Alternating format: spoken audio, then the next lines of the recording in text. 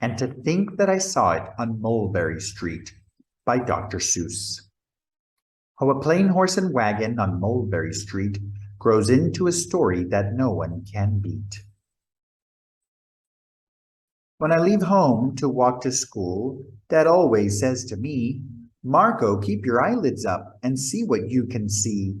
But when I tell him where I've been and what I think I've seen, he looks at me and sternly says, "Your eyesight's much too keen.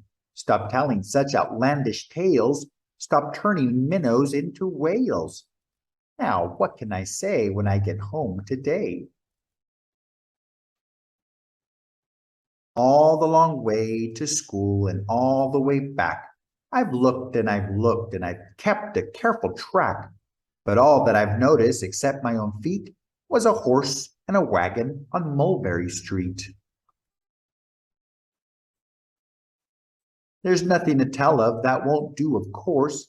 Just a broken down wagon that's drawn by a horse. That can't be my story. That's only a start. I'll say that a zebra was pulling that cart, and that is a story that no one can beat when I say that I saw it on Mulberry Street. Yes, the zebra is fine, but I think it's a shame, such a marvelous beast with a cart that's so tame. The story would really be better to hear if I say that I saw were a charioteer, a golden blue chariot, something to meet, rumbling like thunder down Mulberry Street. No, it won't do at all. A zebra's too small. A reindeer is better. He's fast and he's fleet, and he'll look mighty smart on old Mulberry Street. Hold on a minute, there's something wrong. A reindeer hates the way it feels to pull a thing that runs on wheels. He'd be much happier instead if he could pull a fancy sled. A reindeer and a sleigh? Say, anyone could think of that. Jack or Fred or Joe or Nat. Say, even Jane could think of that. But it isn't too late to make one little change. A sleigh and an elephant. There's something strange. I'll pick one with plenty of power and size. A blue one with plenty of fun in his eyes. And then, just to give him a little more tone, have a Rajah with rubies perched high on a throne. Say, that makes a story that no one can beat when I say that I saw it on Mulberry Street. But now I don't know. It still doesn't seem right. An elephant pulling a thing that's so light would whip it around in an air like a kite. But he'll look simply grand with a great brass band. A band that's so good should have someone to hear it, but it's going so fast that it's hard to keep near it. I'll put on a trailer. I know they won't mind if a man sits and listens while hitched on behind. But now it's not fair. Is it fair what I've done? I'll bet those wagons weigh more than a ton. That's really too heavy a load for one beast. I'll give him some helpers. He needs two at least.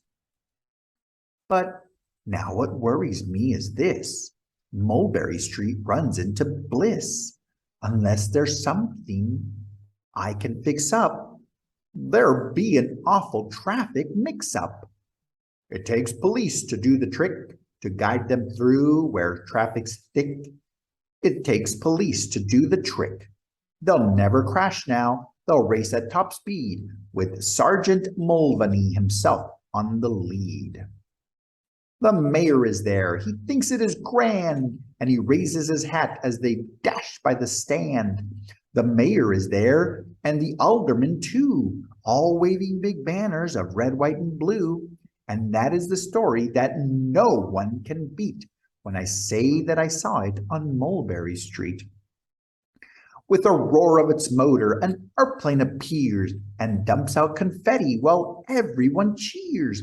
And that makes a story that's really not bad. But it still could be better. Suppose that I add a Chinaman who eats with sticks, a big magician doing tricks, a 10-feet beard that needs a comb, No time for more, I'm almost home. I swung around the corner and dashed through the gate. I ran up the steps. I felt simply great, for I had a story that no one could beat, and to think that I saw it on Mulberry Street. But Dad said quite calmly, just draw up your stool and tell me the sights on the way home from school. There was so much to tell, I just couldn't begin. Dad looked at me sharply and pulled at his chin. He frowned at me sternly from there in his seat. Was there nothing to look at, no people to greet? Did nothing excite you or make your heart beat? Nothing, I said, growing red as a beet, but a plain horse and a wagon on Mulberry Street. The end.